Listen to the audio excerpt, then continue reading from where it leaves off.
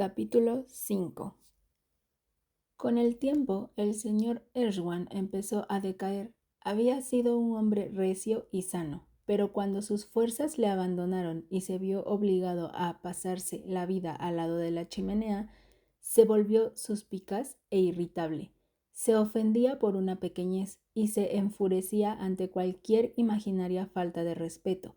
Ello podía apreciarse especialmente cuando alguien pretendía hacer a su favorito objeto de algún engaño o de algún intento de dominarle. Velaba celosamente para que nadie le ofendiera con una palabra, y parecía que tenía metida en la cabeza la idea de que el cariño con que distinguía a Heathcliff hacía que todos lo odiasen y deseasen su mal. Esto iba en perjuicio del muchacho, porque como ninguno deseábamos enfadar al amo, nos plegábamos a todos los caprichos de su preferido, y con ello fomentábamos la soberbia y su mal carácter. En 2 o 3 ocasiones, los desprecios que Hindley hacía a Heathcliff en presencia de su padre excitaron la cólera del anciano, quien cogía su bastón para golpear a su propio hijo, y se estremecía de furor al no podérselo hacer por falta de fuerzas. Finalmente, el párroco, porque entonces había aquí un cura que se ganaba la vida dando lecciones a los niños de las familias Linton y Erskine y labrando él mismo su terreno, aconsejó que se enviara a Hindley al colegio, y el señor Erskine consintió en ello, aunque muy de mala gana, ya que decía que Hindley era un obstuso y no se podía sacar partido de él, hiciérase lo que se hiciera. Yo, dolida, viendo lo caro que el señor pagaba los resultados de su buena obra, esperé que así se restableciese la paz. Me parecía que los disgustos familiares estaban amargando su vejez. Por lo demás, hacía cuanto quería y las cosas no hubieran ido tan mal a no ser por la señora Catalina y por José, el criado. Supongo que usted le habrá visto. Era y debe seguir siendo el más odioso fariseo que se haya visto nunca, siempre pronto a creerse objeto de las bendiciones divinas y a lanzar maldiciones sobre su prójimo en nombre de Dios. Sus sermones producían mucha impresión al señor Erskine, y a medida que éste se iba debilitando, crecía el dominio de José sobre él. No cesaba un momento de mortificarle con consideraciones sobre la salvación eterna y sobre la necesidad de educar bien y rígidamente a sus hijos. Trataba de hacerle considerar a Hindley como un réprobo y le contaba largos relatos de diabluras de Heathcliff y Catalina, sin perjuicio de acumular las mayores culpas sobre ésta, con lo que creía adular las inclinaciones del amo. Verdaderamente, Catalina era la niña más caprichosa y traviesa que yo había visto jamás, y nos hacía perder la paciencia 1000 veces al día, desde que se levantaba hasta que se acostaba. No nos dejaba estar un minuto tranquilos, tenía siempre el genio pronto a la disputa y no daba nunca paz a la boca. Cantaba, reía y se burlaba de todo el que no hiciese lo mismo que ella. De todos modos, creo que no tenía malos sentimientos, porque cuando hacía sufrir a alguien mucho, se apresuraba a acudir a su lado para consolarle. Pero tenían algo hacia Heathcliff, un excesivo afecto. No podía aplicársele castigo mayor que separarla de él, a pesar de que siempre estaban riñéndola por su culpa. Cuando jugaba, le gustaba hacer de señora y usaba las manos más de la cuenta para imponer su autoridad. Quería hacer igual conmigo, pero yo le hice saber que no estaba dispuesta a soportar sus órdenes ni sus golpes.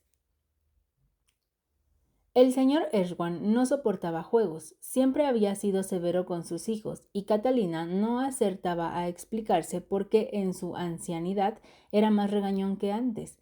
Parecía sentir un perverso placer en provocarle.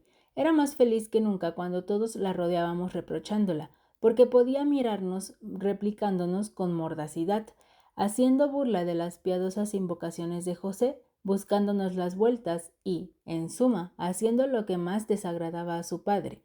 Además, obraba como si estuviera interesada en demostrar que tenía más imperio sobre Heathcliff, a despecho de su insolencia, que su padre con todas sus bondades hacia él.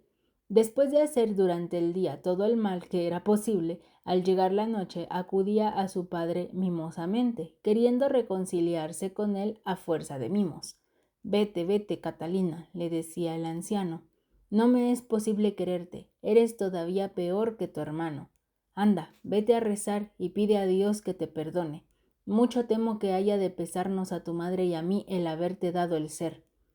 Al principio, estos razonamientos la hacían llorar, pero luego se habituó a ellos, y se echaba a reír cuando su padre le mandaba a que pidiese perdón de sus maldades. Al fin, llegó el momento de que terminasen los dolores del señor Erwan en la tierra.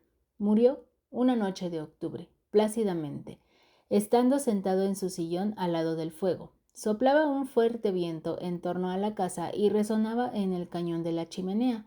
Era un aire violento y tempestuoso, pero no frío. Todos estábamos juntos, ya un poco apartada de la lumbre, haciendo calceta, y José leyendo la Biblia. Los criados entonces, una vez que terminaban sus faenas, solían reunirse en el salón con los señores. La señorita Catalina estaba pacífica, porque había pasado una enfermedad recientemente y permanecía apoyada en las rodillas de su padre.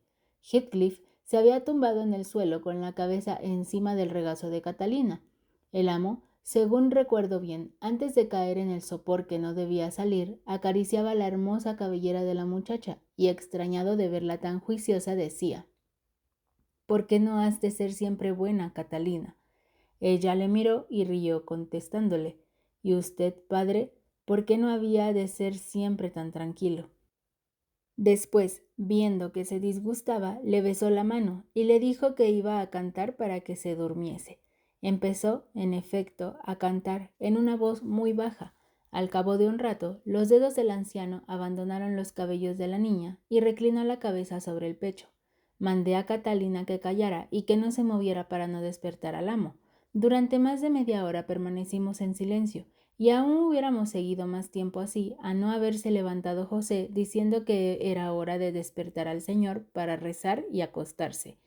Se adelantó, le llamó y le tocó en el hombro, mas, notando que no se movía, cogió la vela y le miró por un brazo y les dijo en voz baja que se subiesen a su cuarto y rezasen solos, porque él tenía mucho que hacer aquella noche antes de retirarse.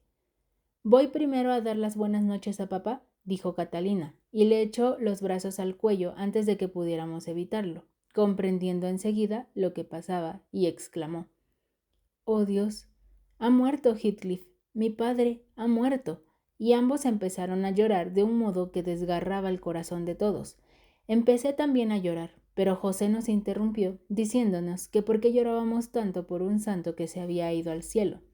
Después me mandó a ponerme el abrigo y a correr a Gimmerton a buscar al médico y al sacerdote. Yo no podía comprender de qué iban a servir ya uno o el otro, pero, no obstante, salí presurosamente. A pesar de que hacía una noche muy mala, el médico vino inmediatamente. Dejé a José explicándose con el doctor y subí al cuarto de los niños. Habían dejado la puerta abierta y no parecían pensar en acostarse, aunque era más de medianoche, pero estaban más calmados y no necesitaban que les consolase. En su inocente conversación, sus almas pueriles se describían mutuamente las bellezas del cielo como ningún sacerdote había sabido hacerlo. Yo les oía llorando y agradecía a Dios de que estuviéramos allí los tres, reunidos y seguros.